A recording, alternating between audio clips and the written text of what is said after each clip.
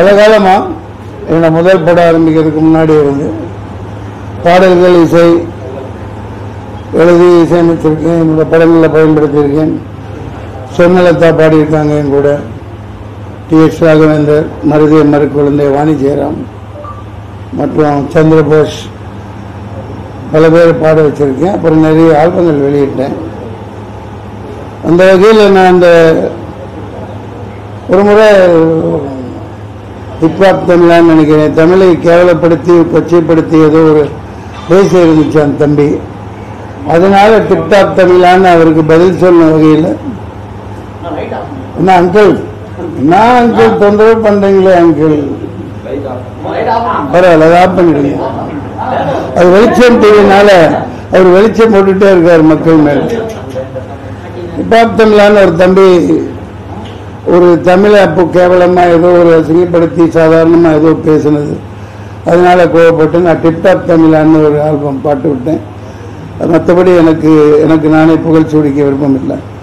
அந்த வகையில் இப்போ நாடு அது நாடு தங்க நாடு இந்த மாதிரி மோட்டிவேஷனல் பாட்டாக உத்வேகம் அடைகிற அளவுக்கான பாடல்கள் எழுதி இந்த ஓடிக்கிட்ட இருட அந்த பாடலை உங்கள்கிட்ட அர்ப்பணிக்கிறதுக்காக கூப்பிட்டேன்.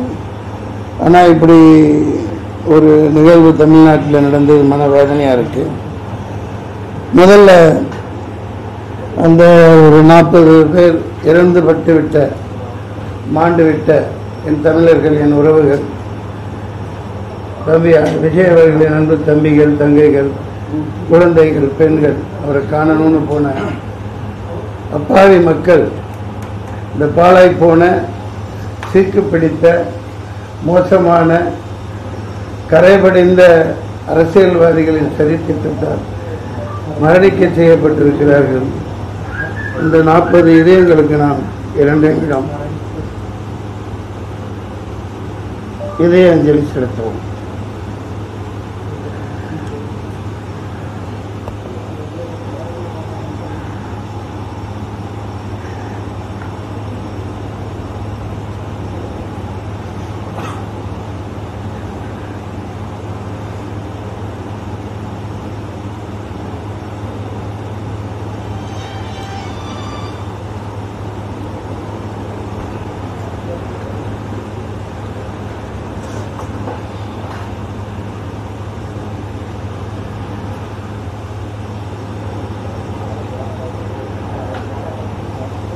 எனக்கு பேசுவதற்கு ஒன்றும் இல்லை.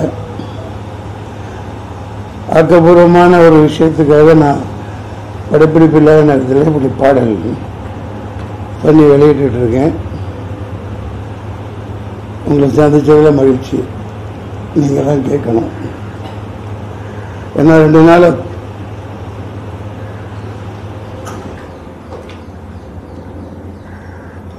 தூக்கம் இல்லை. எப்படி தூங்க முடியும்? சொந்த ஊர் கரூர், பள்ளப்பட்டி. நான் வளர்ந்த ஊர். என் வீடு இன்னமும் பள்ளப்பட்டியில் தான் இருக்கு. அந்த பகுதி மக்கள் இவ்வளோ பெரிய பாவம். அந்த சாகையில் அந்த மரணிக்கையில் அவங்க எவ்வளோ வேதனையில் அனுபவிச்சிருப்பாங்க. கத்தியில் குத்திருக்காங்க, அடிச்சிருக்காங்க, கீழே தள்ளியிருக்காங்க, பள்ளம் வெட்டப்பட்டு உள்ள தள்ளி விடப்பட்டு மிதிப்பட்டு எவ்வளோ துடிச்சு செத்துருப்பாங்கிறத யோசிச்சு பாருங்க. நம்ம நாட்டில் இப்படியெல்லாம் நடக்கிறதுல எனக்கு ரொம்ப அவமானமாக இருக்கு. வேறு எனக்கு ஒன்றும் சொல்றதுக்கு இல்லை. நீங்கள் ஏதாவது கேள்விகள் இருந்தால் கேளுங்க. சார், இந்த கரூர் சம்பவத்தில் வந்து 41 பேர் பலியா இருக்காங்க. 41 பேர் ஆயிட்டாங்களா? இதை வந்து நிறைய பேர் அரசியல் ஆக்குறாங்கன்னு சொல்றாங்க. இது எப்படி சார்? என்ன வெங்காய அரசியல் ஆக்குறது? உண்மை தானே. ஒரு விஜய் தம்பி நான் வாழ்த்தனேன் வெற்றி விழாவில், லியோ வெற்றி விழாவில் the only one alternative. நாளைய தமிழகத்தின் நாளைய தீர்ப்புன்னு சொன்னேன். முதல் படத்திலிருந்து நான் 10 படம் நடிச்சிருக்கேன் அவர் கூட.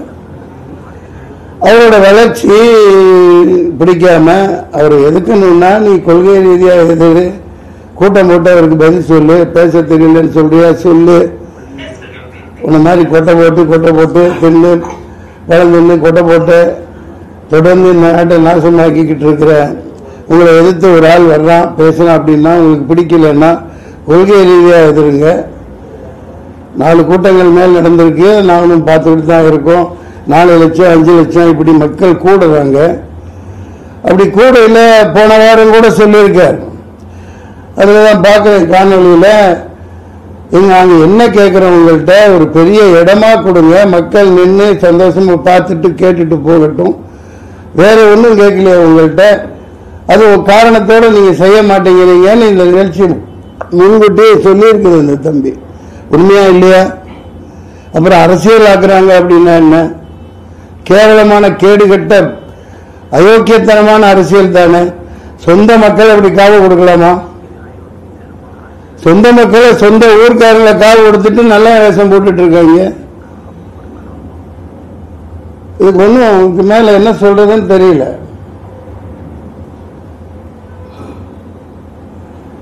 வேற எந்த தாலிகைகள் ஐயா?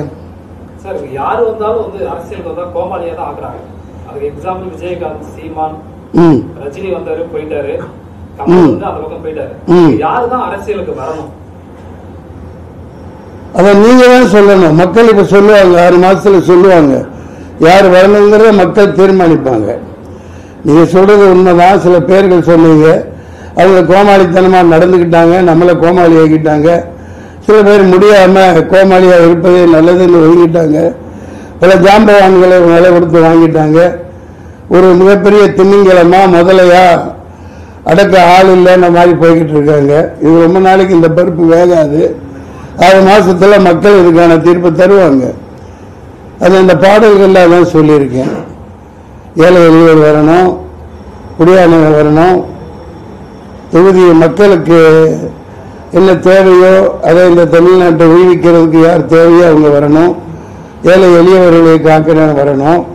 அப்படி சொல்லிட்டு இருக்கீங்கள, அந்த ஏழையவர்களை குழிக்குள்ள தள்ளி போட்டு புதைச்சு உடனே வந்து நின்று நான் தான் காப்பாத்துறேன் ஓடிட்டாப்ல, இந்த மாதிரி அரசியல் பண்ணிட்டு இருக்கிறத மக்கள் பார்த்துட்டு இருக்காங்க. I support unconditional support to Vijay. You keep going on, you keep on working, the rest of the things people will decide. மக்கள் தீர்மானிப்பாங்க. சார், இந்த கரூர் விவகாரத்துல உயிரிழந்தவங்களுக்கு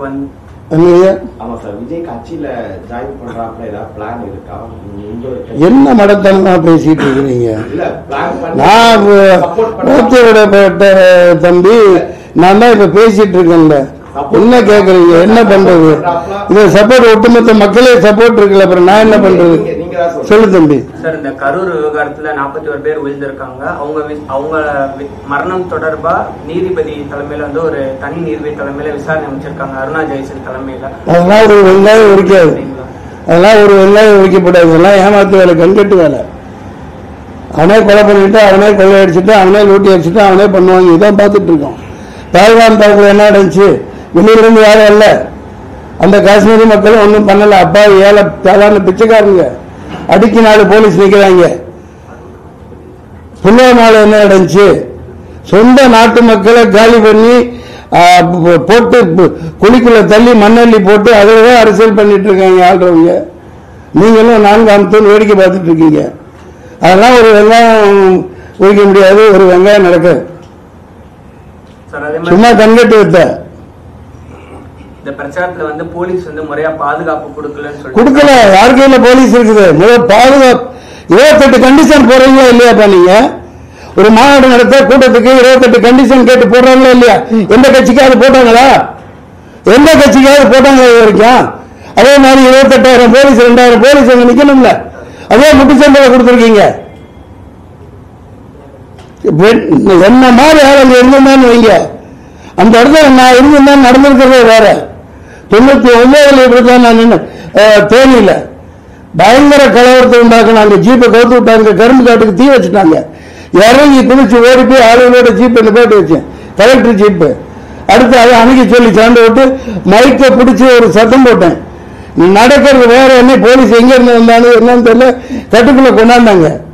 கொஞ்சம் அந்த என்ன ஆணையம் போட்டு குளிக்குள்ள ஏறி மூடி சமத்துவ ஜனகனை பாடிருப்பாங்க. இது அரசியலா? கேவலமா இல்ல? அயோக்கியத்தான அரசியல் பண்ணிட்டு இருக்காங்க, ஏமாத்திட்டு இருக்கீங்க. அனுமதி கேட்கும் போது 10,000 பேர் சொல்லியிருக்காங்க. நீ கொச்ச பச்சை குழம்பு பண்ணமா 10,000 பேர் அப்படித்தான் சொல்லுவாங்க. 20,000 பேர் சொன்னா உங்களுக்கு பர்மிஷன் கிடையாதுன்றான். போலீஸ் பத்தி தெரியாதா? போலீஸ்காரனும் நல்லவங்க. அவங்க என்ன செய்வாங்க, மேல என்ன ஆர்டரோ என்ன உத்தரவோ அதுபடி அவங்க நடந்துக்குவாங்க. அவ்வளவுதான் அவங்களால முடியும். அனுமதி கேட்கல 10,000 பேர் வருவாங்க அப்படித்தான் கொடுக்கணும். அவங்க அதுதான் நடைமுறை. 10 பேர் அந்த கூட்டத்துக்கெல்லாம் வரமாட்டாங்க. எல்லாம் பிரியாணி போட்டணும், சாராயம் 100 ரூபாய் 200 ரூபாய் காசு இதை கூட்டம் போடுவான். அவனுக்கு போட்டு வெளியில நல்லா 10 கிலோமீட்டர் இடம் கொடுப்பீங்க. 4 லட்சம் பேர் கூடுறான்னு தெரியலையா? அப்புறம் முடிச்சலுக்குள்ள அனுப்புறீங்க. பயங்கரமா பலம் பண்ணி வச்சுட்டு 500 குண்டர்களுக்கு மேல பயங்கரமான ரவுடிகளை எத்தனை கத்தி குத்து பண்ணான்னு தெரியல. நான் சொல்லல, நம்ம மக்கள் சொல்லிட்டு இருக்காங்க, வந்துட்டு இருக்கு. பாத்தீங்களா இல்லையா? இப்ப பயங்கரமான ரவுடி ராஜ்யம். ஏன்னா என்ன உள்ள அன்னைக்கே உடனே போஸ்ட்மார்ட்டம் பண்ணி உடனே போச்சு முடிச்சாச்சு. ஏன்னா அப்படி வச்சிருந்தா எங்க குத்துப்பட்டிருக்கு என்னென்ன நடந்திருக்குன்னு தெரிஞ்சா. Shame on this politics. Sir, Vijay அவர்களை பார்க்க தான் மக்கள் ஒரு கூட்டம் வந்துச்சு. அப்புறம் என்ன ஒன்னையும் பார்க்க வந்தது? சார், 41 உயிர் போயிருக்கு. விஜய் வர முடியலன்னா அவங்களோட கட்சி கீழே இருக்கிற தொண்டர்களோ இல்ல கட்சி பொதுச் செயலாளரோ யாரோ களத்துல நின்று இருக்கணும் சார். களத்துல யாரோ துரத்தி விடுறாங்கல்ல, சுத்தி நிக்கிறது யாரு? அவங்க போட்டு தள்ள நிக்கல, அவங்க தானே விரட்டி விடுறாங்க. நியூஸ்ல சொல்றாங்களா இல்லையா? கிளம்புங்க நீங்க நிக்காதீங்க அப்படின்னு பேக் பண்ணி அனுப்பிச்சிட்டு இந்த மாதிரி சம்பந்தம் இல்லாம கேள்வி கேட்கறீங்களே. அவங்க புதிய கட்சி என்ன மாதிரி ஆளு இருந்ததுன்னா அதுக்கு பருப்பு எடுக்க சரியான ஆளை இறக்கி இருப்பாங்க. அந்த மாதிரி ஓடிகள் உங்கள்கிட்ட இல்ல. அங்க இருந்து அடியாங்க சொல்றீங்களா? மக்கள் தீர்த்து கட்டிட்டாங்க. அவர் இப்ப ஒரு பாதுகாப்பு வளையத்தில் இருக்காப்லையா இல்லையா? அதையும் நோக்கித்தானே இது நடந்திருக்குது. புதுசா சரி வரட்டும் பாரு, நாங்க பெரும் பலம் பிடிக்குதானே நின்று சமாளி. இந்த மாதிரி சொந்த மக்களை ஏன் சொல்ற? சொந்த மக்களை பக்கத்து தெருவில் வாழ்றாங்க அந்த ஊர்க்காரனை கொண்டுட்டு வேஷம் போட்டு தெரியுது. வெக்கமா இல்லை உங்களுக்கு? சார், இந்த மரணம் யாருமே எதிர்பார்க்காததான். என்ன எதிர்பார்த்தாது? யாரு எதிர்பார்த்து? விஜய் எதிர்பார்த்திருக்க மாட்டாப்ல. கோபத்தனமா மக்கள் எதிர்பார்த்திருக்க மாட்டாங்க. விஜய் அண்ணா பார்க்கணும் அப்படின்னு போட்டு வந்து நிக்கிறாங்க. ஆனா இது எதிர்பார்த்து திட்டமிட்டு சரி தீட்டப்பட்டு வாட்ஸ்அப்ல வருது. சாயந்தரம் சம்பவம் நடக்கும்னு போட்டிருக்காங்கல்ல. சரியாவே இருந்தாலும் விஜய்க்கு ரெஸ்பான்சிபிள் இருக்குல்ல, நம்மள பார்க்க வந்திருக்காங்க. அவங்க ஏன் ஒரு வார்த்தை மீடியா கேட்கறாங்க, ஏன் பதில் சொல்லல? நீ ஏன் பதில் சொல்லியா? சொல்லாம நீ நீ தெரிவிக்கிறியா? சாதாரண 1-2 உயிரா 40 பேரு அது மேல நிக்கிறார். அந்த இடத்துல நீ நின்று பார், அப்பதான் தெரியும் தம்பி. அவ்வளவு உயரத்துல. ஏன்னா இந்த மாதிரி கொடூரமான கும்பல் அவங்களுக்கு தெரிஞ்சுதான் அப்படி ஒரு வண்டி அமைச்சு பாதுகாப்புல போலீஸோடு நிக்குது. அந்த எல்போட இடமில்லாத மீட்டிங்ல நான் ஒரு பேச்சாளனாக இருந்திருக்கேன். மேல கீழே என்ன நடந்தா ஒண்ணுமே தெரியாது. கீழே என்ன நடந்தாலும் ஒண்ணும் தெரியாது.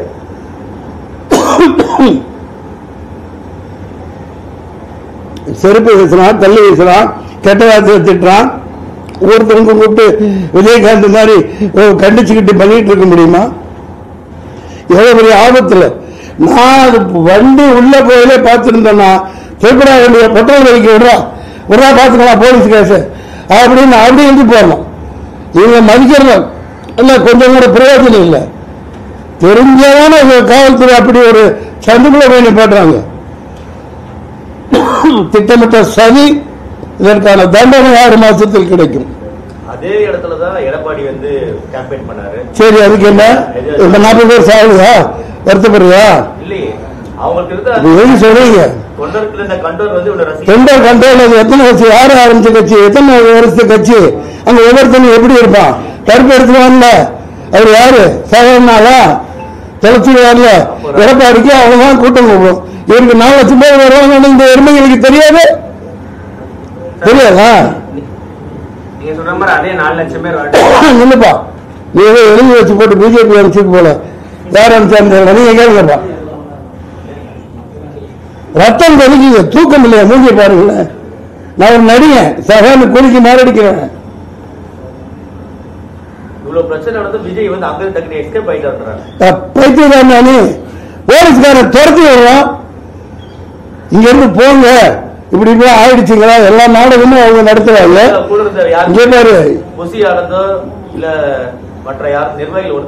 அடுத்த சொல்றதுக்கு தானே இந்த திட்டமே. தடுத்து விட்டு போட்டு அடுத்த நிமிஷம் வர முடியுது இல்ல? அடுத்த நிமிஷம் இருந்தாலும் வந்தா நாங்க நிற்க முடியுமா? நம்மளால நிற்பீங்களா? இது எவ்வளவு பெரிய பக்கா பிளானிங். அடுத்த நொடி டக்கு டக்கு டக்கு டக்குன்னு வர்றாங்கல்ல, கேட்கறாங்கல்ல. 66 பேர் செத்தானு சொல்ல சொல்றாங்க. கள்ளக்குறிச்சியில் செத்தாரு அங்க போய் நின்றுங்களா? வழக்கண்ண என்ன கேள்வி கேட்கிற நீ? நின்று அவரை சேர்த்து சமாதி கட்டுறதுக்கா? ஓடியில் வச்சுட்டு நிக்கிறாங்க. பதிவேசனமா கேள்வி கேட்கறீங்க. யதார்த்தத்தை பேசுங்க, மக்களுக்கு உண்மை சொல்லுங்க. டிச் பண்ண கருவியா நீங்க இங்க வராதீங்க. நான் எனக்கு என்ன கூட நிறுத்துவேன். மக்கள் பார்த்துக்குவாங்க, மக்கள் பார்த்துக்குவாங்க. நான் ஒரு நடி, அதேதான் சொல்றேன். இப்ப அவர் வராம இருந்திருந்தா என்ன சொன்னீங்க? வீட்டுக்குள்ள இருந்து அரசியல் பண்றார், வீட்டுக்குள்ள இருந்து ட்விட்டர்ல போடுறாங்க. வெளியே வந்தா அப்படி மக்கள் வச்சு சாப்பிடுப்பீங்க. இப்ப எப்படி வெளியே வர்றது? யார் பாதுகாப்புல வர்றது? சொல்லுங்க. போறோம். நன்றி, வணக்கம், சந்திப்போம். நல்லதே நடக்கும். யாரும் கேட்கறீங்க தெரியல. நன்றி. வாழ்க்கை வளர்க. தப்பு செய்தவன் தண்டனையை அனுபவிப்பான். அவ்வளவுதான். ரத்தத்தில் தமிழன் இருக்கு. அது நாளைக்கு ஐடியா இருக்கு, சேர்றது இருக்கு. இது அது எப்ப நடக்குமோ அது நடக்கும். அதை பத்தி எல்லாம் எனக்கு கவலை இல்லை. உணர்வு பூர்வமா ஒருத்தனுக்கு இப்படி தமிழ் இனத்தை கொண்டு ஒரு சொந்த மக்களை சாலடிச்சு அரசியல் பண்றான். அதை கண்டிக்கிறது என் தலையாய கடமை. நான் கண்டிக்கிறேன். நான் சொல்றதுக்கு ஒண்ணுமே இல்லை. அது அவர் பார்த்துக்குவார். அவருக்கு இருக்கு எல்லாம். ஒரு கட்சியை நடத்திட்டு போறவருக்கு இருக்கு. நான் அரையறை சொல்ற அளவுக்கு எல்லாம் சத்யராஜ் மேல ஆள் கிடையாது. அவர் பெரிய மா மனுஷன், உயர்ந்த மனுஷன்.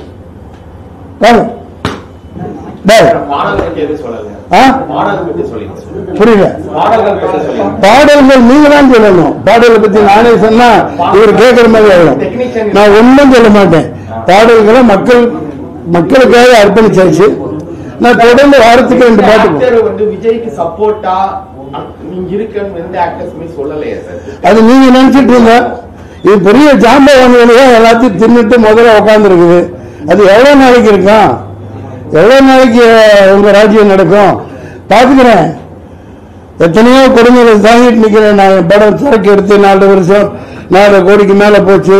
வெளியிட முடியல. பல சிக்கல்கள். இன்னும் ஓடிடியில் வெளியிட முடியல. வித்தும் கூட சொந்த அண்ணன் பையன், அண்ணன் மருமகன், பள்ளப்பட்டியில சௌகத்திய சொந்த அண்ணன், அவரோட மருமகன் ஜமாலோட அண்ணன் தான் சாதிக் பாட்சா. எப்படி கொலை பண்ணாங்க என்னங்கிறத வைக்கவே சொல்லியிருக்கார். எனக்கு தொடர்பு இல்லை, யாரு கூட தொடர்புல இல்லை. என் தொடர்பு இல்லாததுனால ஊத்தி மூடி சாவடிச்சு பண்ணிட்டாங்க. எத்தனையோ இப்படி அரசியல் படுகொலைகளை நிறுத்திருக்காங்க. ஆனா சொந்த மக்களை ஒருத்தர் வர்றாரு, அவரை எதிர்க்க முடியாம இப்படி ஒரு பாலிடிக்ஸ் பண்றது நீசத்தனமான, ஈனத்தனமான, கேவலமான செயல். அது இறைவன் பதில் கொடுப்பான். 6 மாசத்துல வந்து அதுக்குரிய நடவடிக்கை நடக்கும். ஆயிரம் பண்ணுவீங்க. பண்ணுங்க, கை வச்சு பாரு தமிழ்நாடு என்ன ஆகுதுன்னு பண்றவங்க விட்டு போட்டு விஜயை கைது பண்ணுங்க. போனப்பா பொழப்பு கட்டணும். சொரக்காய்க்கு உப்பு இல்லைன்ட்டு